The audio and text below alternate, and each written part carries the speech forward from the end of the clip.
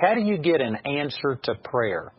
And what we started doing yesterday was taking the example where Jesus had a fig tree that professed that it had figs, but it didn't have any, and so he cursed it, and the fig tree died and withered away. The next day his disciples saw what happened. They were just amazed by this.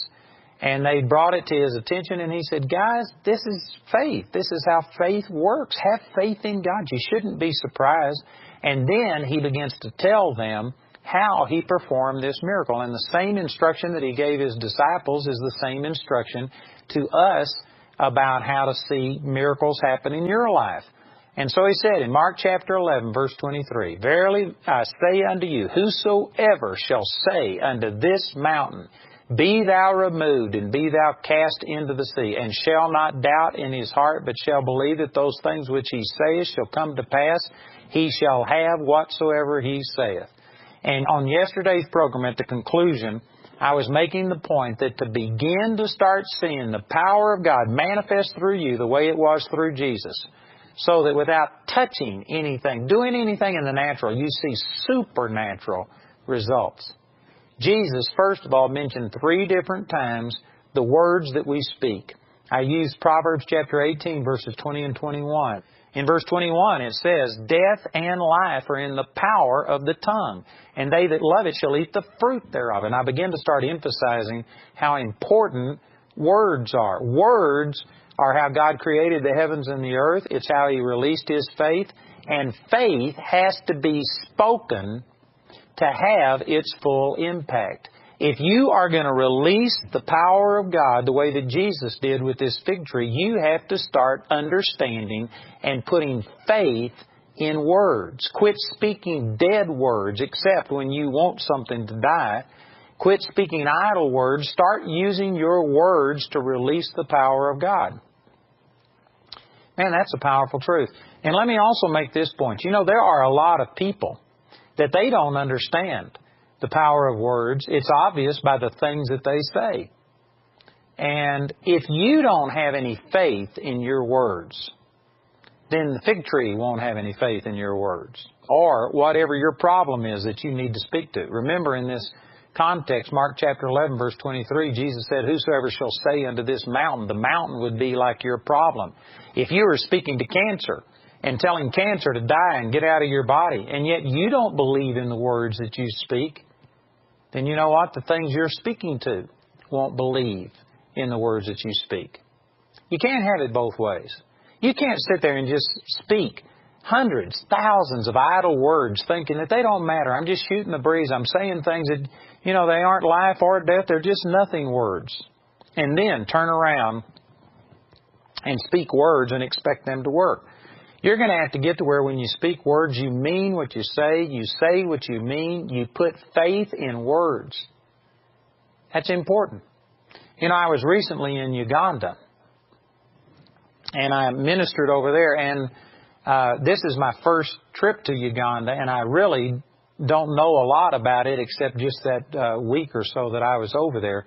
But from what I understand, you know, African time and clock time aren't the same things.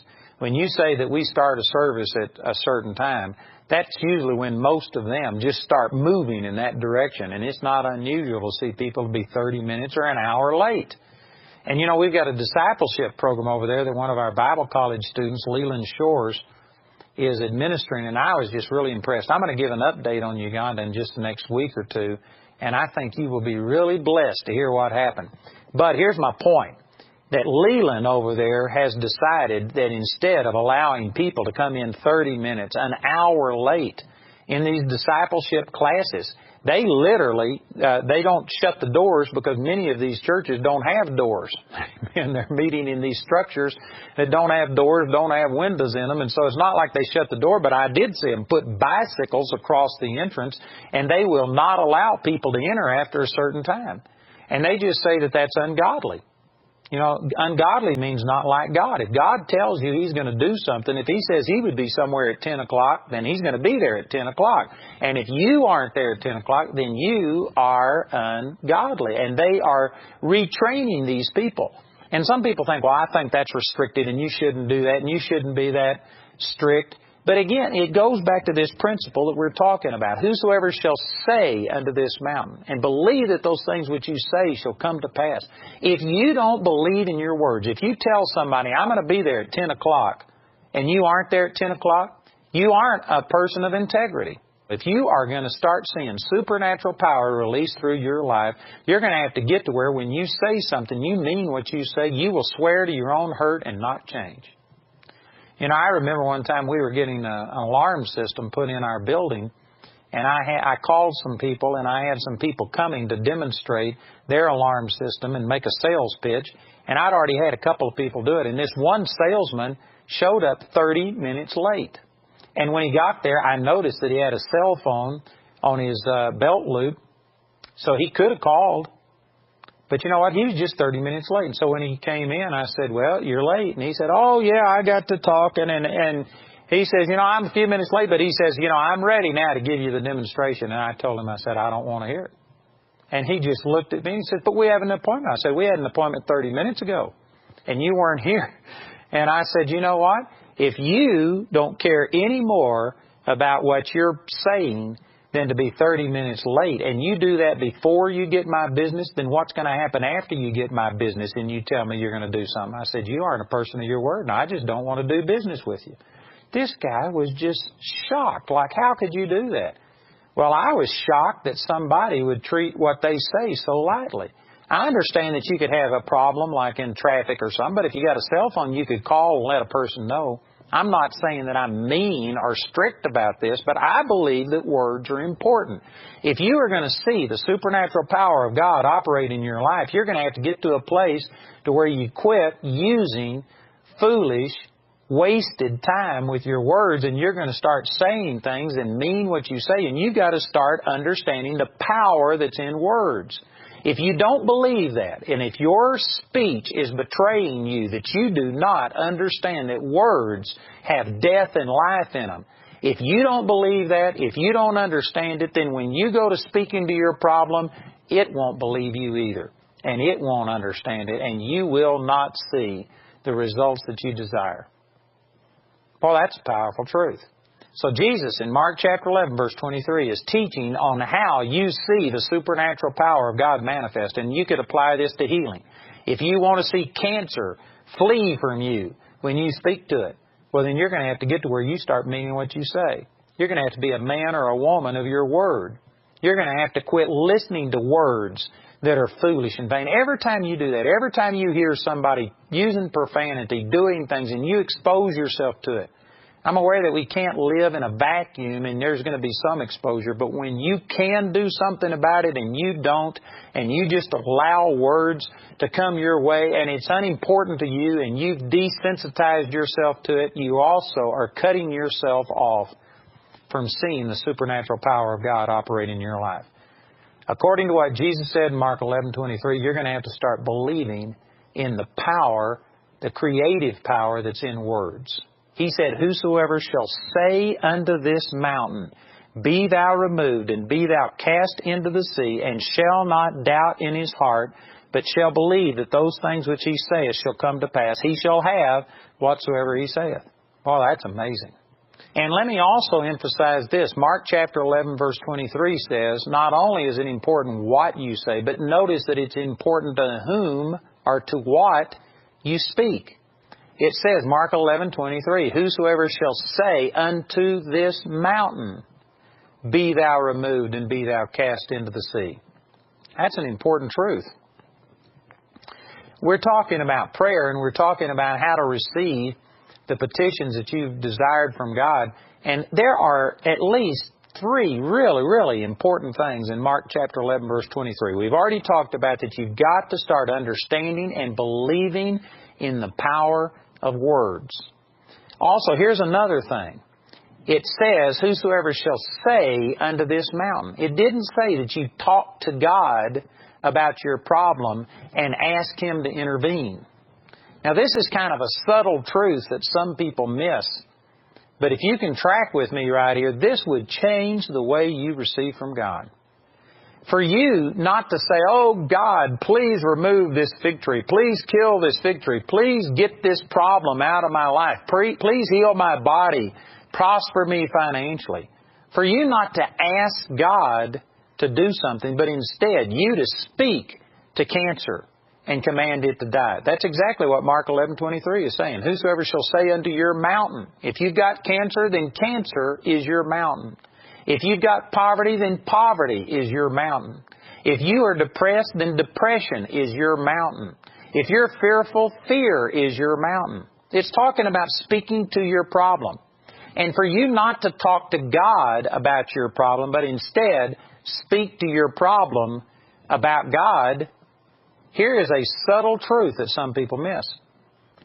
For you to do that, it means that you are taking for granted, or you are already believing that God has already given you the power to overcome that situation. He has deposited His power on the inside of you. And now you have the authority of God to speak to your problem, and it will obey you. James chapter 4 verse 7 says, submit yourselves therefore unto God, resist the devil, and he will flee from you. It says you resist the devil. It doesn't say, oh God, please resist the devil for me. Oh God, please come and get the devil off my back. No, God gave you the power over the enemy, and you have to believe that that power isn't out there somewhere, and that if you pray just right, maybe God will release it and God will get the devil off of your back. No, God gave you His power and the authority to use that power, and instead of you speaking to God about the devil and asking God to remove the devil, you take that authority and you speak, and the devil will flee from you. Man, that is one powerful truth. I can't tell you how important this is, and yet I see people violating this all of the time, and they don't understand why they aren't healed, why they aren't prospered, why they aren't delivered, why things aren't working, and yet they aren't doing what God says. They aren't speaking to the problem, but instead they're approaching God like, oh God, I have no power whatsoever against this situation. Oh God, I'm powerless. God, the doctor says I'm going to die. God, the banker is going to repossess my car. I'm about to lose my house. Oh, God, the psychologist said that this is a problem that I'll have to live with the rest of my life. And we talk to God and report the negative things and ask God for help. And I know many of you are thinking, what's wrong with that? Aren't you supposed to bring your petitions before God? Well, again, there's nothing wrong with you asking and believing that you receive, but this instruction about how you see the miraculous power of God manifest is you've got to believe that God has already done His part. He's generated the power. He's placed on the inside of you the same power that raised Jesus Christ from the dead. Ephesians chapter 1, verse 19. You've got raising from the dead power on the inside of you. It's not out there. You don't have to pray and get God to come down. Rend the heavens and come down. He's already done that through Jesus. You don't have to have the Lord, oh God, heal me. By His stripes we were healed. 1 Peter 2:24. God's already placed that raising from the dead power on the inside of you. So what you got to do is start believing that you already have that power, and then you take your authority and speak to the problem. You know, I've got this book entitled You've Already Got It. We've made a major promotion on that in the last few months. And I've got a teaching out on that cassette and CD. And I tell you, it is just a profound, powerful truth to understand that instead of trying to get healed, God has already healed you. You aren't the sick who is trying to get well. You are the well who Satan is trying to blind you to the truth and keep you in deception and keep you from receiving what is already yours. It's like you've got a well on the inside of you and you've just never drawn things out. There's a total difference from knowing that a well is there and all you got to do is stick a bucket down in there and draw it out. That's a different attitude than not knowing that you have any water, not knowing that there is a supply around, and instead you're asking somebody to come bring you a drink of water. You know, instead of being a beggar, instead of a person who is asking, oh God, would you please touch me? God, would you heal my body? God, would you move in my finances? The truth is God's already done everything it takes for you to live in absolute, total victory. It's already been deposited on the inside of you. And instead of asking God to move your mountain, He told you to move the mountain. Speak to it and it would obey you. And in that context, if you think about this, this means that you have to believe that God has placed that raising from the dead power on the inside of you. Most Christians don't do that. Most Christians come to the Lord, and you know, in John chapter 15, I believe it's verse 4, Jesus was speaking about abiding in the vine, and He said, without me, you can do nothing. And you know what? I believe that. I believe that without Jesus, I am nothing and I can do nothing. I do not believe that it's my own power that has seen people raised from the dead and blind eyes open and finances supplied and emotions healed. I don't believe that it's me. It's God's power. So I would agree that, yes, without Christ, I am nothing. But I am not without Christ. He will never leave me nor forsake me. And so, in a sense, yes, there is a place to emphasize that without Him, we're nothing. But unless you flip that coin over and see the other side of this and understand that I'm not without Christ and that through Him I can do all things, Philippians 4:13. Through Christ I can do all things. If you don't have both sides of that coin, if you don't have these apparent opposites, this apparent contradiction in balance at all times, that I'm nothing by myself, but I'm not without myself, and through Christ I can do all things. If you don't keep both of those things in balance, then you're going to be out of balance. You are going to sit there and say, oh God, I can do nothing. Oh God, we have no power. Oh God, please move in our life. And you just can't understand. You think, well, I'm praying, I'm asking God, why aren't things working? Well, we aren't doing what God says. First of all, we don't believe that when you got born again that God gave you supernatural raising from the dead power. And so we are approaching God and saying, oh God, please take this away. That's not what He told us to do. That's not faith. You know, some of you may not understand what I'm saying right here, but it's actually an insult to God. When we come and say, oh God, please heal me. Oh God, would you please move in my life? Oh God, would you prosper me? That's a statement of unbelief, because the Bible says that by His stripes we were healed. 1 Peter 2:24. It says that He wished above all things that we prosper and be in health, even as our soul prospers. 3 John chapter 1, verse 2. And so God has already prospered us. He's already put this power on the inside of us. You've got to believe that you've already got God's power. And instead of asking God as if He hasn't done His part, believe that what God's Word says is true. He's put this power on the inside of you, and He gave you the power of words to release that power.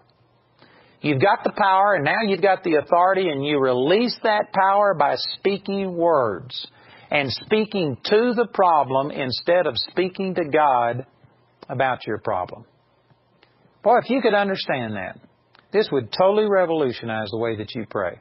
So much of what people call prayer is people begging God to do something when the truth is God's already done it.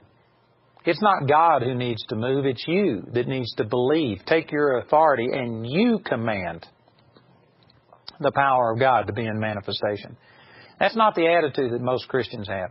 Most Christians approach God in prayer as if He can do anything, but He has done nothing. And they ask God to move and to heal and to bless and to prosper, when the truth is the Bible says He's already done all of those things.